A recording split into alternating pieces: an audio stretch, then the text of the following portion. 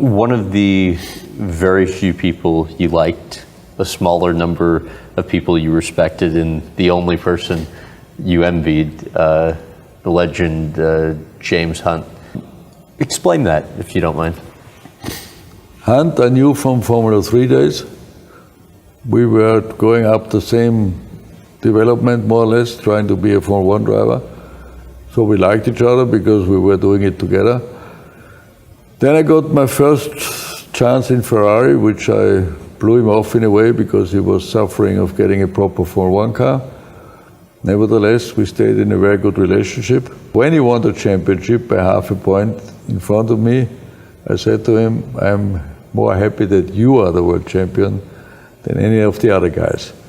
So, and that really shows how good our relationship has been. What did you envy about him? He was a fantastic personality. He was funny. He was a man which you never forget when you know him.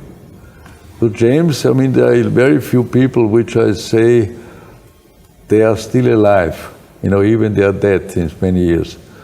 If you can say this about somebody, he has been outstanding, because the people you forget. But the people who, especially for my life, and Hunt was a big part of that, I will never forget. He's still alive for me.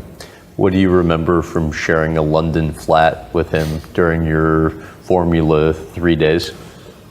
A lot of, how you call it politely, intercourse. Not with me, I have to say. Who got more girls? He, absolutely.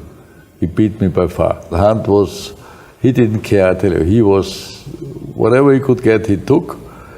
He had fun and he enjoyed himself. But in these days, we all had fun, I have to say. It doesn't depend on how many, we don't count them. But it was the typical racing driver's life, where the danger was difficult, so we knew we had to live extensively in the time we had available, which anybody would do. We were not different to other people. And it was a good time, I have to say. Tell about your birthday party in Vienna and then testing the next day in France. Birthday party in Vienna was funny because I was asked by a guy here I knew to do one. I invited James certainly to come along. He did come along. I went home at 11 because I knew next day I had to fly down to Paul Ricard and test.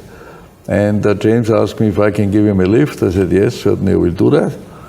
And I said, listen, you be at 7 on the airport because I have to leave. I can't be late for this test. Ferrari will fire me. So James said, yes, I'm coming. And 5 to 7, he turned up at the airport with the same lady, which was dressed in all white. I remember this very well, like today. And all her white clothes was a bit dirty all over the place. I don't know what they have done. He had his radio on his shoulder. He always had this radio with him where he played music. And turned up completely pissed on the airport. So James, you are a disaster. Get in the plane, let me take off. And off we go, down to Paul Ricard. James was sleeping. I had to wake him up with the plane. We're here. We dragged him out and off he went to McLaren. I went to Ferrari. I went out in 3 laps, my engine blew up. I said, thank God the engine blew up. Now I have 5-hour rest for an engine change. I could sleep a bit. And then the practice went on. And suddenly there was big panic, a car crashed, practice was stopped. I saw this McLaren parked on the right side of the long straight, and I said, there's not the tires on, the wheels on, there are no marks, there's nothing. What happened? And I got out of the car and James was sitting in his car sleeping. I said, are you nuts, you idiot? Oh, Nicky, I'm so tired, I can't drive anymore. So this was a typical James testing day after a long night in Vienna. The lunch you had with him much later on at King's Road, what do you remember from that? I remember very well when James retired, he put himself, unfortunately, in a very terrible personal situation. I think he was drinking too much. He lost all his money because his brother invested his money into Lloyd's company, which went all the way down, the share price went down. So James ended up with no money, completely broke. And I called him because my relationship told me to do that. I said, I'm coming over to England, let's meet. And he turned up in King's Road in a cheap restaurant with a bicycle with no air in the tires. He looked completely finished, long hair, clothes dirty, and sat down. And I said to him, "Are you nuts or what? What do you mean? Look at yourself. Get up and look in the mirror." I know. "James, you're gonna kill yourself if you continue like this. I have no money." "How much money you need?" "I don't know, 300 euros, pounds. I'll give you 300 pounds. But do something. Don't drink. I give you the money, I support you all the way, but come back. You have to come back." I had to do this a second time, and then James was better.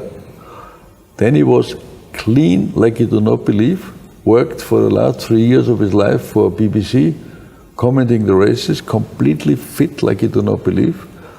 And we all were happy that James was back with us. And then unfortunately, he called his doctor in the middle of the night. I was told that his chest hurts. The doctor said, "Don't worry, lie down." And the poor guy had a heart attack and got killed. So it was really a sad moment for me personally, because I don't think it was necessary that if the doctor would have been there, I might have saved him. What was your reaction when you heard he passed away? Terrible. I was shocked because of what the experience I had with him, bring him back from being broke and finished to an absolute perfect life, not drinking at all, not smoking, nothing, fit like anybody else, and then die. This was terrible.